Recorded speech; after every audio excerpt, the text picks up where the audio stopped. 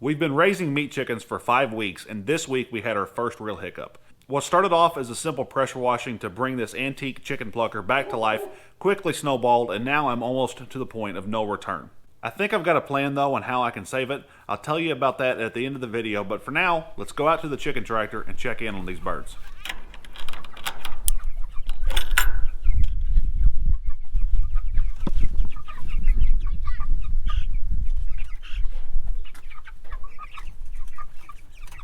Like I said earlier, we are 3 weeks away from butcher day now. We are just cruising right along. 8 weeks really goes by fast. This is our first time raising meat chickens. We wanted to bring you along, give you a first-timer's take on doing this, make it, hopefully feel more approachable.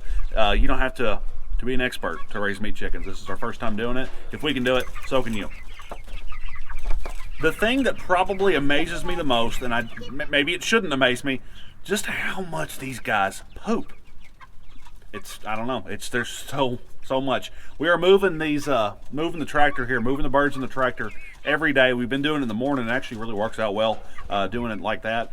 You're either going to do it in the evening or in the morning, and so far, doing it in the morning is working for us. But we are doing the 12 on, 12 off schedule with their feed, so they get 12 hours of food every day, and then we, about 12 hours of the day they don't have it. Supposedly, if they have continuous access to food, these Cornish cross birds will just eat to the point where they kill themselves eating, because that's what they do. So I've heard mixed reviews from people about whether that works for them. It's working for us so far, and I've reserved the right to change that if things change here in the next couple weeks. What we've been doing each of the past few weeks is weighing these birds, 3 of the birds at a time, trying to get an average and just tracking their growth. The week-to-week progress, or week-to-week history, I guess, is in the description below if you want to see what we've done. Last week we broke the 2-pound mark for the first time. I'm excited to see what they are a week later.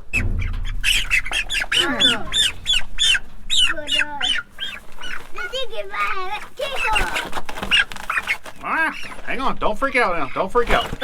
No, she freaked out. That didn't work at all, did it? No. Look at the bigger bag, Dad. Get their heads sticking out.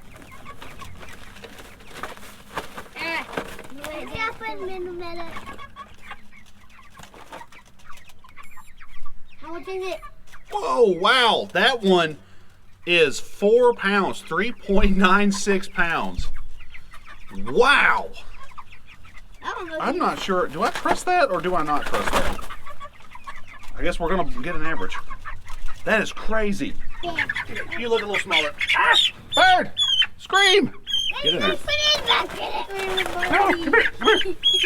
Shh. They used to be a lot easier to weigh. Oh, y'all stink. Well, that's 2.60. That looks more like it. We might have to treat that first one as an outlier. Let's see what the next one is. Be free, bird. That's free.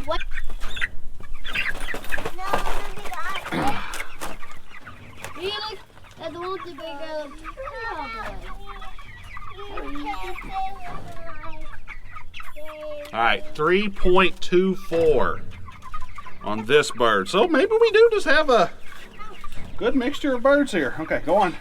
Wait, one big guy. We'll weigh one more. Probably just gonna lock him. All right, we're gonna go ahead and weigh 4 birds today. Maybe. All right, we got 3.06 on the 4th bird here. Went ahead and did a bonus bird because I didn't trust that first one, but that is some pretty good growth out of these birds. We're gonna average that up, printed right here because I can do that. I know Cornish cross chickens grow really well. That's the entire purpose, but still, just seeing it for the first time, it is crazy. If this is your first time watching one of the videos, we did go with all hens. For our family, we wanted a smaller carcass to put in the freezer. We don't need necessarily huge birds. The hens grow just a little bit slower and a little bit smaller than the boys do. So we went with all hens. We weren't necessarily trying to get the biggest bird we could possibly get. We wanted something that would, feed our family reasonably, and so far, we're pretty happy. So Megan and I were given this antique chicken plucker by a family friend who, after I told her kind of what we were doing here on the farm and trying to raise our own food and, raise our kids out here in the country, she was excited to pass this thing along I don't think they ever used it. I believe it just sat in their barn for decades and decades, and she was excited to see it maybe have a chance at a new life. I think it became more of a conversation piece for them. So we've had it now for a while, but obviously this is our first time raising meat chickens, and we haven't got to use it yet.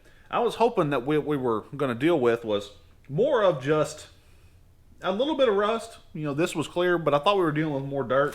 There is supposed to be a shield that sits on top of this thing. Maybe not a shield. I don't know. It's a cover. It covers the motor, and it kind of sits on top of the drum there. That thing was very, very rusty. And after cleaning it, it made me nervous to...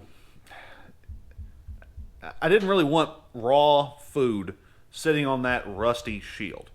And, you know, we're to a point now where my options might be to have someone make a new one out of stainless steel that would never rust.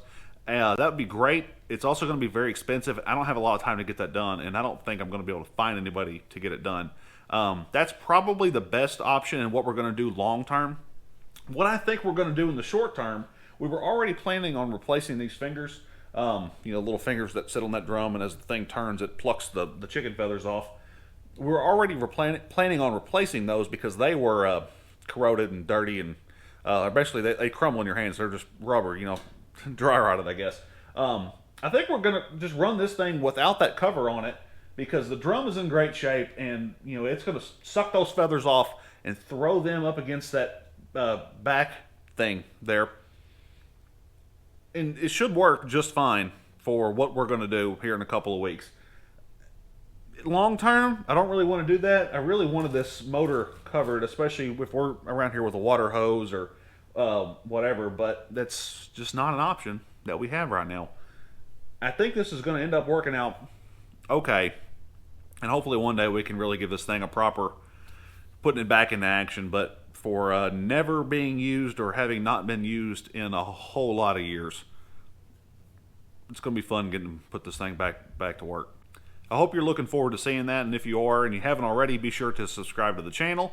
Be sure to like this video if you enjoy what we're doing around here. It really does help us out, so I appreciate you doing that. If you're interested in it, it really means the world to us that you're here, that you're watching the video. So thank you so much. If you want to see something else, click on that playlist or that video and be sure to subscribe, and we'll see you soon.